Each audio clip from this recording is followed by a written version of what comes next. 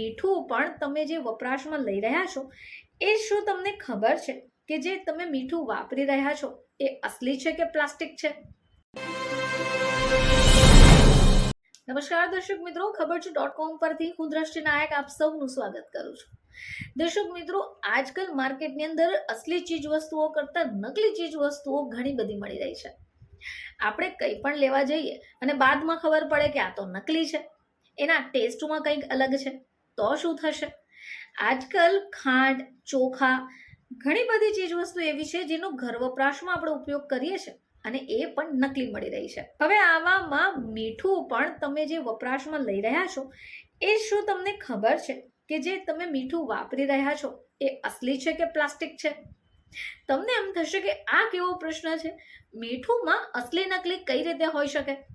આજે અમે તમને જણાવીશું એવા ઉપાયો કે જે બાદમાં તમને ખબર પડી જશે કે તમે ઘર વપરાશમાં જે મીઠુંનો ઉપયોગ કરી રહ્યા છો એ અસલી મીઠું છે કે પછી પ્લાસ્ટિક છે. તો આજકાલ તો દરેક જ વસ્તુઓમાં ભેળસેળ થઈ રહી છે. હવે આવામાં મીઠું ખાલી શુદ્ધ હોય એવી માન્યતા તો હતી જ, પરંતુ હાલ તો એવું પણ નથી રહ્યું.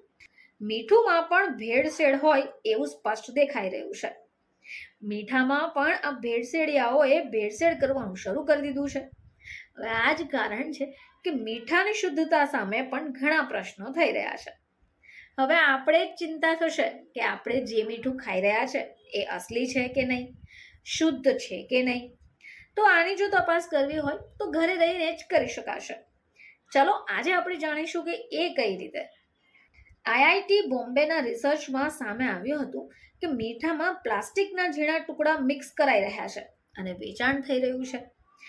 આ સિવાય મીઠામાં વ્હાઇટ સ્ટોન પાવડર કે પછી સફેદ રેતી પણ મિક્સ કરવામાં આવી રહી છે. હવે આવામાં મીઠાનો ઉપયોગ કરવો તો આપણા શરીર માટે હાનિકારક છે. આવામાં મીઠું શુદ્ધ છે કે નહીં એ તપાસવા માટે બસ 1 ચમચી મીઠું લઈ લો અને 1 ગ્લાસ પાણીમાં નાખી દો. જો આ મીઠામાં ભેળસેળ હશે કે પ્લાસ્ટિક, પથ્થર કે રેતી જેવું મિશ્રણ હશે તો એ ગ્લાસના તળિયા નીચે બેસી જશે અને એમાં જે મીઠું હશે તે ઓગળી જશે. આ સિવાય જો મીઠામાં સ્ટોન પાવડર હશે અને એ મીઠામાં એડ કરાયું હશે તો પાણીનો રંગ હળવો સફેદ રંગ થઈ જશે. માની લો કે તમે જે મીઠું ચકાસી રહ્યા છો એ મીઠું શુદ્ધ હશે તો ગ્લાસના તળિયામાં કંઈ નહીં બચે અને પાણીનો રંગ પણ નહીં બદલાશે.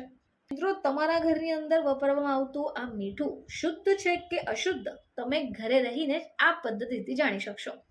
ફરી તમારી સમક્ષ હાજર થઈશું. ત્યાં સુધી જોતા રહેજો ખબર.com.